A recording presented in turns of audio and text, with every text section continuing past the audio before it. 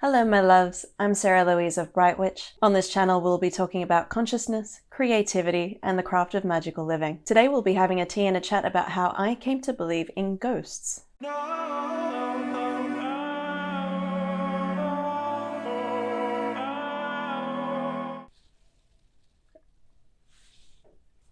This is the story of why I believe in ghosts. Let's take ourselves back in time to a dark and misty night, what feels like a century ago now, in late 2018. I was traveling with some friends to New Orleans and we spent a few days exploring the French Quarter. We'd booked ourselves in to do a few walking tours, so we did a food tour, which was unbelievable, a cocktails tour, which was even more incredible, and finally a ghost tour. The tour started fairly late in the evening. It was cold, dark, rainy, so it was perfectly ideal for a ghost tour. But my feet were aching, I was really tired, and I almost bailed and went back to the hotel. We were really lucky that our tour guide, I think his name was Todd, was a fantastic entertainer. His energy was really high, which was infectious, and soon we were swept away on an enthralling escapade through the streets of New Orleans. We wound our way in the drizzling rain to various buildings where Todd regaled us with the history and alleged hauntings of each location. To be honest, it was exactly what I was expecting from the experience, but even better because Todd was such a masterful storyteller. Of course, a part of me was hoping for a genuinely supernatural encounter, but the truth is I didn't believe in ghosts, not really. Now, around this time, I was reading some literature which was opening my mind to the possibility that consciousness may not be as contained within our brains as we might think. But this was all very new and theoretical to me, and I was highly skeptical of these ideas. I didn't believe in spirits or anything woo. It's been a journey, but that's for my next video. Back to the tour. By the time we'd reached the last destination of the night, I was having a fantastic time. We were getting fascinating history about a fascinating city, and spooky vibes to boot. Would 100% recommend this tour, and I'll put the details in the description box down below. So for the Bourbon Orleans Hotel, I was expecting more of the same. I wasn't expecting to see or feel anything unusual, and I certainly wasn't expecting to capture anything spooky on camera. We entered the hotel and made our way up to the ballroom. Now this is supposedly the most haunted hotel in New Orleans, but I think they all say that. The ballroom had originally been part of a building constructed as a performance theatre and a social hall, and the history is actually really interesting. The original building is over 200 years old. In this ballroom, quadroon balls were held. Basically, these were events held so that wealthy, white, Creole men could find mistresses who would bear them children before these men would eventually go on to marry other wealthy white women. These mistresses were selected from women of color, specifically women of 1/4 African descent. These women would be provided for financially, given homes, money, jewels, that kind of thing. Their children were recognized as legitimate children and heirs of the family, and were sometimes even provided with education, which was rare, particularly for communities of color at the time. Young women would be groomed by their families to attend these balls in order to attain material security and even a level of class mobility. One girl, Henriette Delisle, who'd been groomed by her mother to attend these balls, eventually came to reject the whole notion of them. She refused to continue attending these events, instead redirecting her efforts into aiding and educating the city's poor and black communities. This choice caused a lot of conflict with her mother, who later in her life went on to have a nervous breakdown. In the 1840s, Henriette founded a Roman Catholic congregation called the Sisters of the Holy Family, which was the first and oldest African-American order in the United States. In a somewhat ironic twist of fate, the order eventually acquired the Orleans Ballroom and converted it into a convent, a chapel, a school, and an orphanage. The building was also used as a hospital during the days of yellow fever and throughout the Civil War. All in all, a lot of people lived and died in this place. The sisters used the property for 83 years before moving on from the complex, and in the mid-1960s, the property was converted into what is now the Bourbon Orleans Hotel. The original ballroom was preserved and refurbished, and it was to this ballroom that our group was led as the final tour destination. Now this ballroom is beautiful. It's chandelier, tall draped windows, fancy carpets, the works. Along one wall are multiple doorways.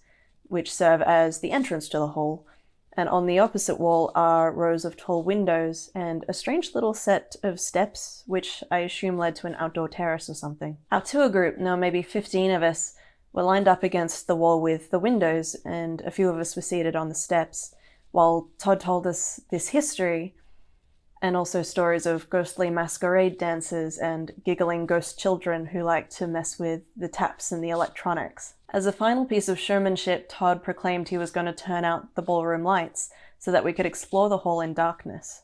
As soon as the ballroom lights were out, a young boy, maybe 12 years old, who was with the group, raced across the hall to the doors and fled from the room. I don't blame him. After the boy had fled the room, but before we started moving around, we started taking photos within the hall. So the boy was out of the room, the rest of the tour group was lined up against the wall, and Todd was in the far corner by the light switches. There was no one standing in the middle of the hall. Remember that. So the group starts moving around, my friends and I waddle about, we begin dispersing, taking photos as we go. As I approach the middle of the room, I begin to feel this creeping heat sensation across my shoulders and down the back of my neck. It was quite a physically intense sensation, almost like someone had smeared a heating balm or a menthol gel across my skin. I put it down to a psychological effect, like, ooh, creepy vibes in a creepy place kind of thing. There was one shadowy corner which kept drawing my attention. It almost felt as if something was watching me. So of course I set off to explore it, as you do. But before I could reach the corner, the lights come back on and it's time for us to leave.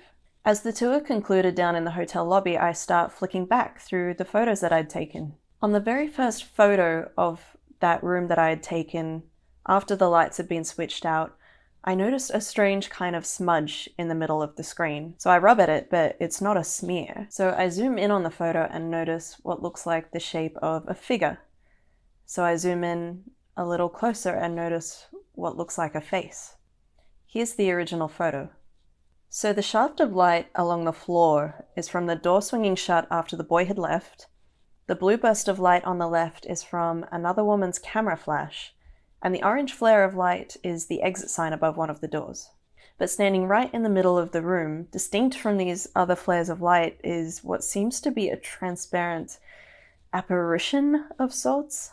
At the time I took the photo, no one was standing in the center of the room. I didn't see anything with my eyes. So I showed this photo to Todd expecting some kind of reaction, but he was so casual and just says, "Oh yeah, at the last tour we ran, a woman got a photo of a ghostly woman in a red dress." Later on I bring up the levels on the photo. Zoom in. This is that image.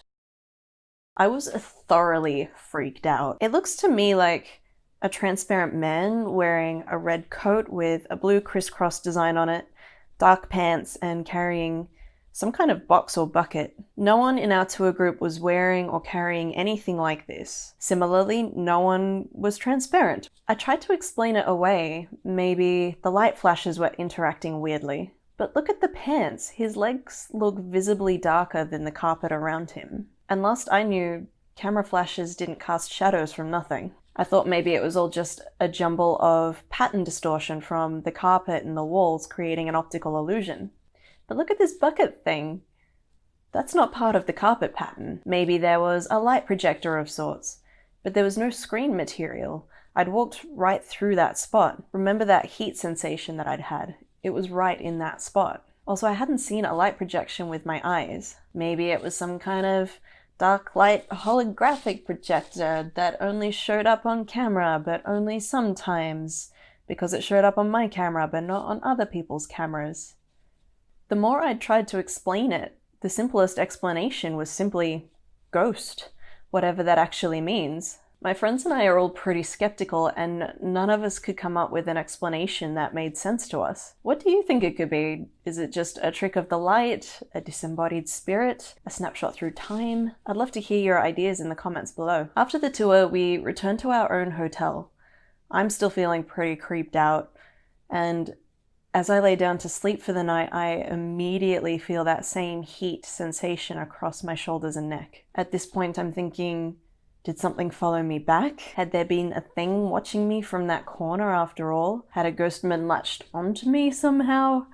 I don't know, but I think I got about an hour of sleep that whole night. As my friends and I looked over the photo again a little later, my friend noticed something a little strange about the ghost. Apart from the fact that it seems to have a skull for a face, it seemed to have this strange motion blur effect on its head.